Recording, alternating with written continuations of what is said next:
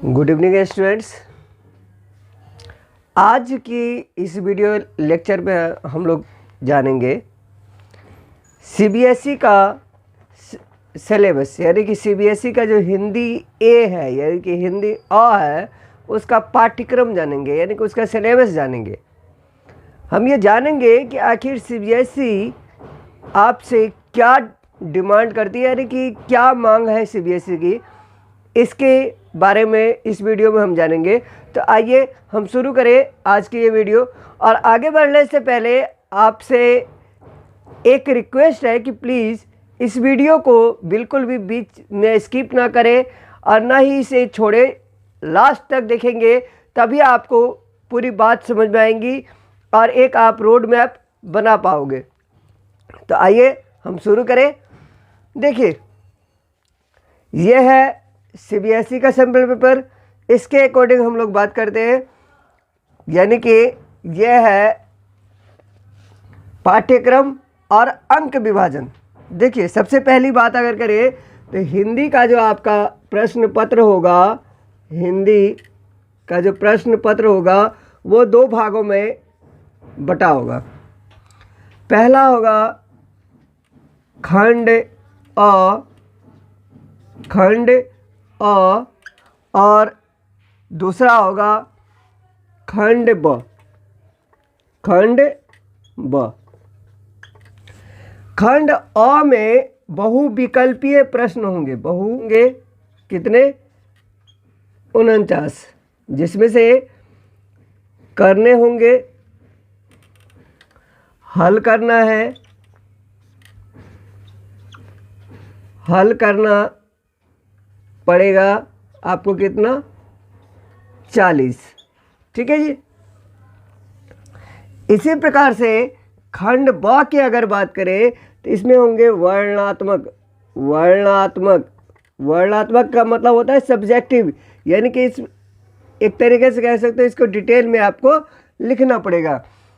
तो वर्णनात्मक में आपके जो प्रश्न होंगे वो, इसमें वर्णनात्मक में आपके 18 प्रश्न होंगे, जिसमें से आपको करना होगा कितना? जिसमें से आपको 12 प्रश्न के उत्तर देने होंगे। ठीक है। अब आइए समझते हैं कि आखिर इसमें कौन कौन से प्रश्न आएंगे, कितने कितने नंबर के, कहाँ से प्रश्न आएंगे और उसमें आपसे सीबीएसई क्या डिमांड करता है, सीबीएसई की मांग क्या है। तो सबसे पहले हम लोग बात करेंगे खंड अ की। खंड अ, खंड अ की। देखिए, खंड अ में सबसे पहले नंबर पे होगा गद्यांश, अपठित, अपठित गद्यांश, यानी गद्य का अंश, जिसके जो है ना आपको, जिसमें आपके 5 प्रश्न होंगे और इसमें आपको 5 के 5 करने होंगे। ठीक है, ये 5 प्रश्न होंगे और 5 के 5 ही आपको करने होंगे। उसके बाद अगर दूसरे प्रश्न की बात करें, दूसरा जो इसका हिस्सा है, इसमें 2 पद्यांश, पद्यांश कह दो या काव्यांश कह दो, 2 पद्यांश में से एक करना होगा, 2 पद्यांश में से एक करना होगा। इसके 5 प्रश्न होंगे और इसे 5 के 5 प्रश्न करने होंगे, यानी किसी एक पद्यांश का, या तो आप पहले वाले पद्यांश का कर दो या फिर दूसरे वाले पद्यांश का कर दो, जो आपको आसान लगे आप उसको कर सकते हो। ठीक है। उसके बाद अगर बात करें, तीसरा जो इसका खंड है वह है आपका व्याकरण खंड। तीसरा जो होगा व्याकरण होगा। व्याकरण में देखिए क्या क्या है, तो व्याकरण, तीसरा जो पोर्शन है आपका व्याकरण, व्याकरण का पोर्शन है। तो व्याकरण में रचना के आधार पर वाक्य के भेद, रचना के आधार पर वाक्य के भेद, वाक्य भेद। इसमें आपसे पूछा जाएगा 5 प्रश्न, 5 में से आपको 4 के उत्तर देने होंगे। दूसरे नंबर पे जो व्याकरण का पोर्शन है वह है वाच्य, जिसको आप अंग्रेजी में कहते हो वॉइस। तो ये वाच्य, इसके भी 5 प्रश्न होंगे जिसमें से आपको 4 के उत्तर देने होंगे। और आपके जानकारी के लिए बता दूं, ये सारे के सारे खंड अ में जितने भी क्वेश्चन होंगे वो होंगे एमसीक्यू, यानी कि बहुविकल्पीय प्रश्न होंगे। इसके बाद तीसरा जो इसका पोर्शन है, वो तीसरा पोर्शन है इसका, तीसरा पोर्शन है आपका पद परिचय। पद परिचय, पद परिचय, इसके भी 5 प्रश्न होंगे, 5 प्रश्न होंगे जिसमें से आपको 4 के उत्तर देने होंगे। चौथा इसका भाग है, चौथा इसका भाग है, देखिए क्या, चौथा इसका है अलंकार। अलंकार, अलंकार आपकी जानकारी के लिए मैं बता देता हूं कि पिछले बार के प्रश्न पत्र में रस पूछा गया था। पिछली बार रस था और रस को हटा के इस बार अलंकार दिया हुआ है। अलंकार में भी सिर्फ 4 अलंकार आपको करना है और उसी के आधार पे 5 प्रश्न दिए जाएंगे, उसमें से 4 आपको 4 का उत्तर देना है। देखिए अलंकार कौन कौन से अलंकार है, श्लेष, उत्प्रेक्षा, उत्प्रेक्षा, अतिशयोक्ति,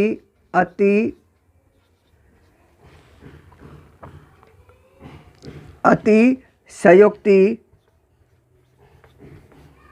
अतिशयोक्ति और मानवीकरण, अतिशयोक्ति और मानवीकरण। मानवीकरण, ये 4 अलंकार है जिसमें कि श्लेष है शब्दालंकार, बाकी ये 3 है अर्थालंकार। इससे 5 प्रश्न पूछे जाएंगे जिसमें से आपको 4 के उत्तर देने हैं। इसके बाद इसमें से 5 प्रश्न पूछे जाएंगे जिसमें से आपको 4 के उत्तर देने हैं।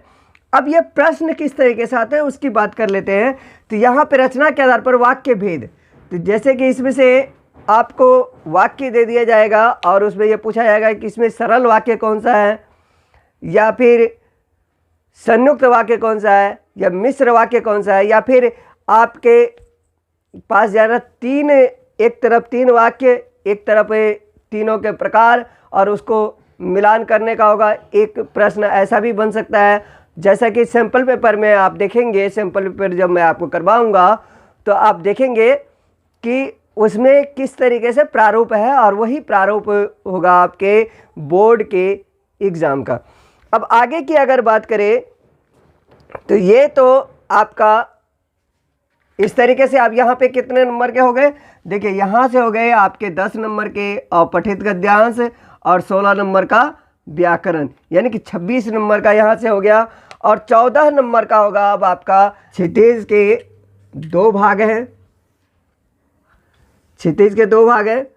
तो पहला भाग है, पहले भाग में जो आपका आता है वह है गद्य, गद्य, और यहाँ पे काव्य, काव्य कह दो या पद्य कह दो, कविता कह दो। तो गद्य से अगर बात करें, ज्ञान, इसके भी 2 भाग हो, 2 तरीके से प्रश्न पूछने का आधार है। पहला है ज्ञान बोध और अभिव्यक्ति को जांच करने के लिए, अभिव्यक्ति जांचने के लिए आपसे जो है ना 5 प्रश्न पूछे जाएंगे। प्रश्न कितने होंगे, 5, और आपको उत्तर भी देने होंगे 5 के 5 के। अब उसके बाद अगर बात करें अब यहाँ पे होगा यह आपकी चिंतन क्षमताओं को जांच करने के लिए, उच्च चिंतन क्षमता। यानी कहने का मतलब यह है कि पाठ के आधार पे आपको खुद से आंसर लिखना है। इसमें आपको उच्च चिंतन क्षमता को दिखाना है। इसके 2 प्रश्न आपसे पूछे जाएंगे और 2 के 2 प्रश्नों के उत्तर आपको लिखने होंगे। काव्य की बात करें, यहाँ पे ज्ञान बोध आदि के आधार पर 5 प्रश्न आदि से 5 प्रश्न पूछे जाएंगे और आपको 5 प्रश्नों के उत्तर देने होंगे। और जो दूसरा है वो यह है कि काव्य बोध, यानी कि काव्य को, कविता को आप कितने अच्छे तरीके से जानते हो, कविता को आप कितने अच्छे तरीके से समझ पा रहे हो, इसके कौन कौन से भाव शैली वगैरह है, काव्य शैली क्या है, भाव शैली क्या है, इससे जुड़ा हुआ अलंकार इत्यादि से जुड़ा हुआ, यहाँ से आपको 2 प्रश्न पूछा जाएगा और 2 के 2 दोनों के आपको आंसर देने होंगे। इस तरीके से ये हो गए 14 नंबर के, और खंड अ कुल हो गए 40 अंक के, 40 अंक के। खंड ब, खंड ब में आपके खंड ब की बात कर लेते हैं। तो इसमें क्षितिज की पहले बात करते हैं। क्षितिज से की अगर बात करें तो इसमें आपके ज्ञान बोध के आधार पर, ज्ञान बोध के आधार पर आपसे 4 प्रश्न पूछे जाएंगे, 4 प्रश्न पूछे जाएंगे और जिसमें से आपको 3 प्रश्न के उत्तर देने होंगे, जिसके लिए शब्द सीमा है 25 से 30 शब्द। 25 से 30 शब्दों में आपको 3 प्रश्नों के उत्तर देने होंगे जिसके लिए निर्धारित अंक है 2 1 के लिए, 3 के लिए 6, यानी कि यहाँ से आपको ये 6 नंबर मिलेगा। इसके बाद अगर बात करें, ये है आपका गद्य खंड। ये गद्य का है, ये गद्य खंड की बात कर रहे थे। इसी तरीके से काव्य खंड की अगर बात करें तो काव्य खंड में भी ज्ञान बोध के आधार पर, ज्ञान बोध अभिव्यक्ति आदि के आधार पर यहाँ पे भी 4 प्रश्न पूछे जाएंगे, जिसमें से आपको 3 प्रश्न के उत्तर देने होंगे। और इसके लिए भी निर्धारित शब्द संख्या है 25 से 30। और इसके लिए जो अंक का बंटवारा किया गया है वो 2 1 के लिए तो 3 के लिए 6 अंकों का बंटवारा किया गया है। इसके बाद अगर बात करें कृतिका की, कृतिका यानी कृतिका आपके पूरक पाठ्य पुस्तक है। कृतिका, यहाँ से कृतिका भाग 2, यहाँ पे भी ये क्षितिज भाग 2 है, ये कृतिका भाग 2। इसमें आपसे 3 अध्याय है। इसमें 3 अध्याय इस बार आपके सिलेबस में है। कौन कौन से? तो 3 अध्याय आपके सिलेबस में है। आपका एक है पहला माता का अंचल, तीसरा है, उसके बाद दूसरा पाठ नहीं है इस बार, तीसरा है साना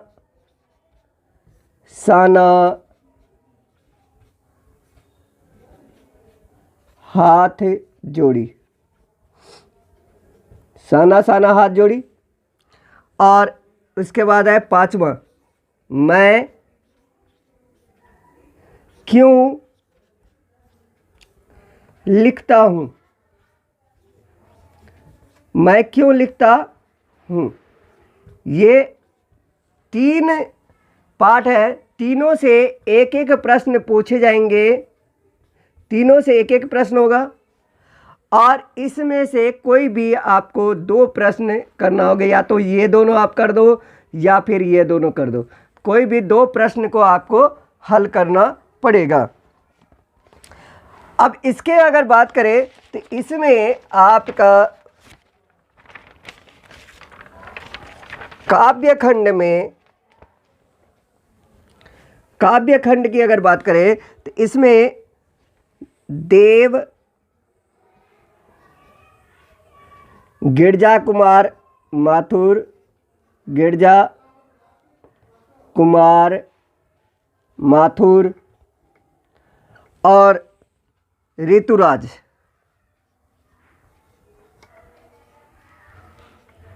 ऋतुराज, ये जो चैप्टर है इनमें से प्रश्न नहीं पूछे जाएंगे, इनसे प्रश्न नहीं पूछे जाएंगे। और इसका जो गद्य खंड है उसमें गद्य खंड से, गद्य खंड की अगर बात करें हम लोग तो इसमें महावीर प्रसाद द्विवेदी और सर्वेश्वर दयाल सक्सेना, सर्वेश्वर दयाल सक्सेना, सर्वेश्वर दयाल सक्सेना और महावीर प्रसाद द्विवेदी के चैप्टर से प्रश्न नहीं पूछे जाएंगे। ठीक है, तो यहाँ से आपने ये समझ गए कि 2 क्षितिज से 2 और ये 3, 5 चैप्टर आपके इस बार कम कर दिए गए हैं। अब अगर बात करें तो लेखन खंड में आपका आएगा समसामयिक, लेखन खंड में समसामयिक,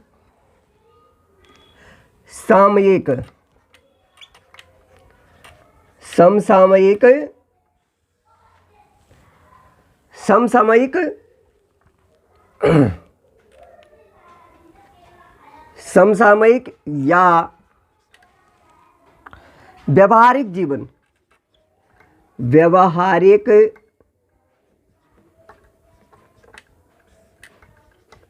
जीवन पर आधारित,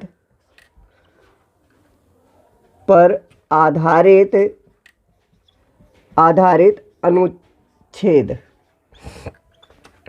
अनुच्छेद होगा,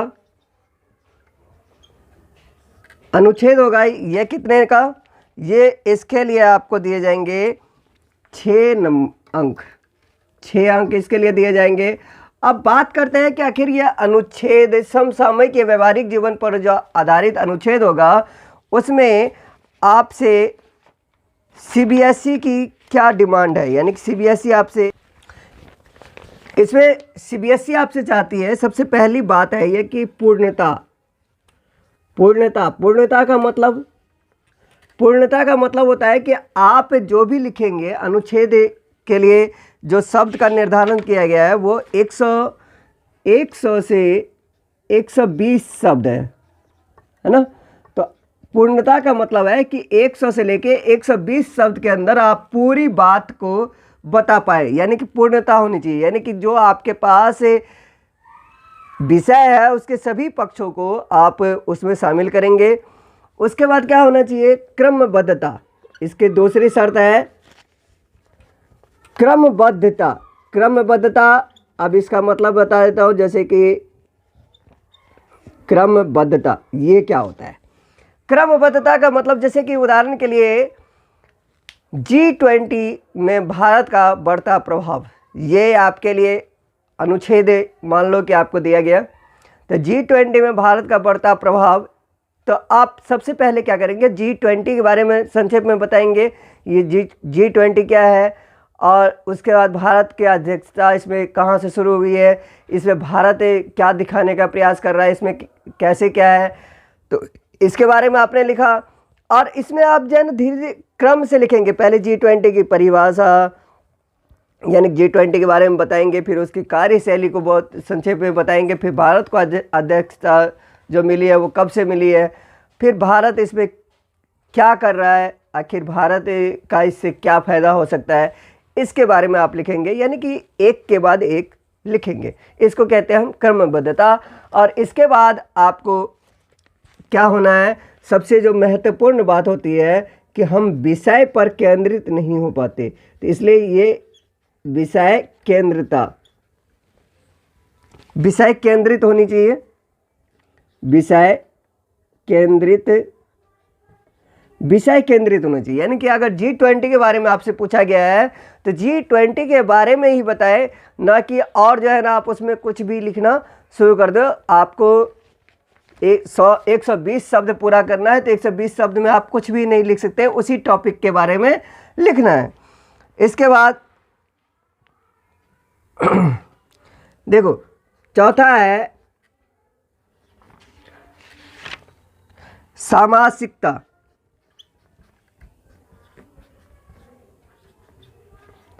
सामासिकता, समास का मतलब होता है संक्षेप, यानी कि संक्षेप में कहने का तात्पर्य यह है कि अनावश्यक विस्तार, यानी कि बहुत लंबा चौड़ा नहीं लिखना है और बहुत ही छोटा नहीं करना है।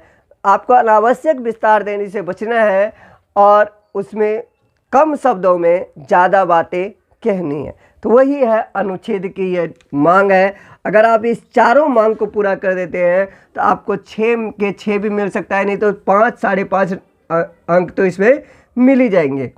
अब इसके बाद अगर बात करें तीसरे नंबर पे लेखन में पत्र, दूसरे नंबर पे है पत्र लेखन। पत्र लेखन, पत्र लेखन में दोनों प्रकार के पत्र आपको दिए जाएंगे, औपचारिक पत्र और अनौपचारिक।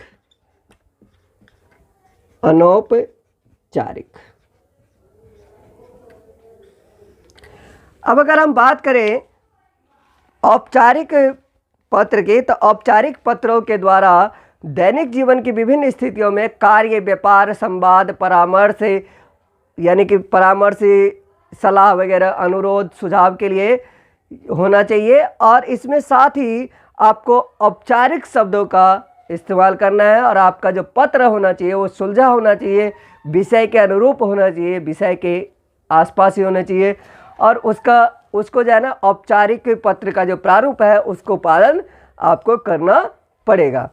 अगर उसके बाद अनौपचारिक पत्र की बात करें तो इसमें विचार विमर्श का जरिया होता है, या फिर हम अपने विचार किसी को बताते हैं या उसके विचार को समझते हैं। इसमें भी आपको जिस विषय के बारे में बताना है वो लिखेंगे, लेकिन इसमें क्या है कि इसमें आपको सरल भाषा का प्रयोग करना है, सरल भाषा का प्रयोग करना है। जैसे ऐसा नहीं लगना चाहिए कि आप उसको औपचारिक तरीके से लिख रहे हो। एक बार और फिर से मैं आपको बता देता हूँ कि अनौपचारिक पत्र में विषय नहीं लिखा जाता है, आपको अनौपचारिक है। अनौपचारिक का मतलब ये किसके बीच में लिखा जाता है, जैसे कि भाई, एक बड़ा भाई छोटे भाई को लिखता है, या पिता पुत्र को लिखता है, पुत्र पिता को लिखता है, चाचा भतीजे को लिखता है, या भतीजा चाचा को लिखता है। ठीक है, यानी कि ये सगे संबंधी, मित्रों इत्यादि के बीच में ये पत्र व्यवहार होता है। कौन सा? अनौपचारिक पत्र। औपचारिक पत्र ये ऑफिशियली यूज के लिए है।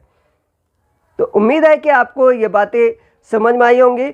उसके बाद इसके लिए अंक का जो या औपचारिक होगा या फिर अनौपचारिक होगा, इसके लिए आपको 5 अंक दिए जाएंगे। इसके बाद अगर बात करें, जो तीसरा है वह है स्ववृत्त लेखन। स्ववृत्त लेखन जिसको आप कहते हो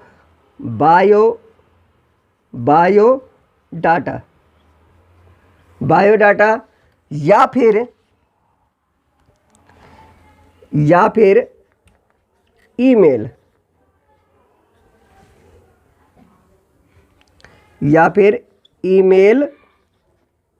लेखन। इस दोनों में से कोई एक करना होगा। इसके लिए भी आपको दिया जाएगा 5 अंक। तो अब जरा हम देखते हैं कि आखिर जो आपके स्ववृत्त लेखन है, स्ववृत्त लेखन में आप लेखन क्या होना चाहिए? स्पष्ट होना चाहिए, संपूर्ण जानकारी उसमें होनी चाहिए, यानी कि पूरी जानकारी दी गई हो आपके बारे में, यानी जिस पद के बारे में आप लिख रहे हो उसमें जो भी मांग है उसके बारे में संपूर्ण जानकारी हो और व्यवस्थित तरीके से हो। जैसे जानकारी में नाम, जन्म तिथि, वर्तमान पता, आपके शिक्षा की योग्यता क्या है, फिर उसके बाद आपका अनुभव कितना है, आपकी हॉबी यानी कि अभिरुचि क्या क्या है, आत्मकथन यानी कि आप क्या बताना चाहते हो, उसमें दूरभाष संख्या और या फिर मोबाइल संख्या। ठीक है, यानी कि अगर आपको कहा गया है लिखने दूरभाष संख्या, तभी आपको लिखना है। दूरभाष संख्या में बाकी शुरू के 1-2 डिजिट, फिर लास्ट के 1-2 डिजिट, बीच में आपको डॉट या क्रॉस के साइन के साथ इसको लिखना होता है।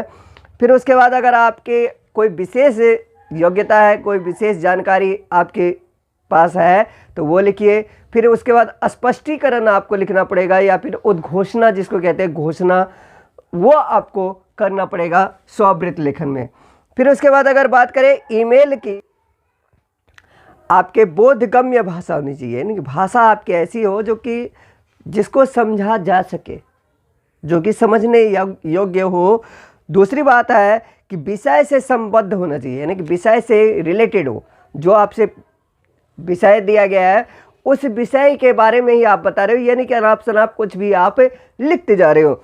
उसके बाद संक्षिप्त होने चाहिए, स्पष्ट होने चाहिए और सारगर्भित होने चाहिए। सारगर्भित का मतलब है कम शब्दों में आपको ज़्यादा बातें बतानी है, और उसके लिए ज़्यादा नहीं लिखना है, ज़्यादा लिखना नहीं है, बताना ज़्यादा है। ध्यान दीजिए मेरे बातों पे कि मैंने आपको कहा कि ज़्यादा लिखना नहीं है, ज़्यादा बताना है, तो ज़्यादा बताने पे ध्यान देना है।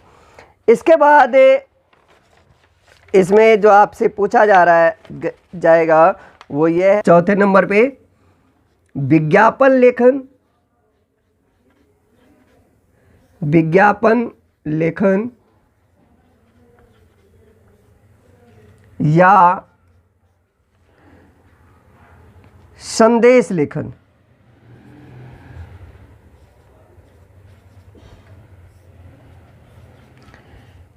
विज्ञापन लेखन या फिर संदेश लेखन, इन दोनों में से आपसे प्रश्न पूछे जाएंगे और इसके लिए आपको अंक दिए जाएंगे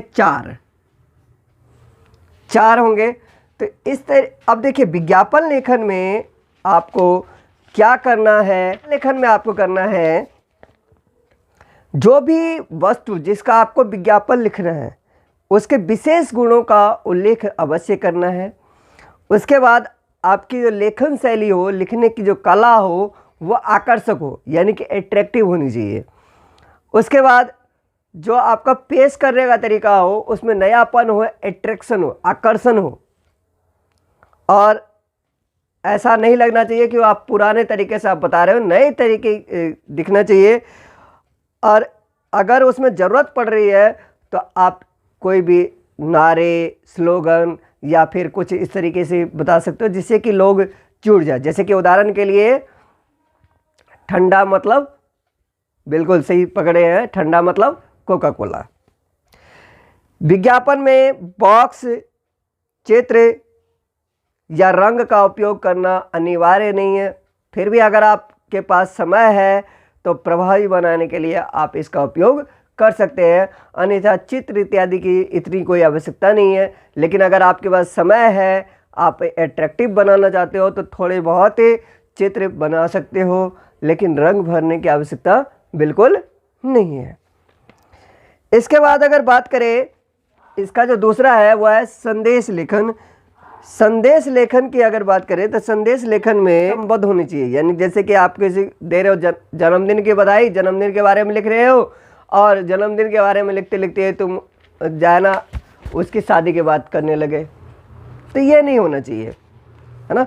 उसके बाद संक्षिप्त होना चाहिए, सारगर्भित होना चाहिए। फिर से वही बात कि सारगर्भित मतलब कम शब्दों में ज़्यादा बात बतानी है, लिखना ज़्यादा नहीं है, बताना ज़्यादा है। रचनात्मक होना चाहिए, यानी कि क्रिएटिव होनी चाहिए, ठीक है। विषय के अनुकूल आप उसमें कविता की लाइन भी लिख सकते हो, या फिर आप कोई भी जहां कहानी की लाइन या किसी की अच्छी बातें लिख सकते हो। तो इस तरीके से आप जाना अट्रैक्ट कर सकते हो एग्जामिनर को। तो उम्मीद है कि आज की ये वीडियो आपके लिए काफ़ी ज़्यादा उपयोगी हुई होगी। तो यदि उपयोगी हुई हो तो इसे अपने दोस्तों के साथ अवश्य शेयर करें। तो अभी के लिए फ़िलहाल इतना ही।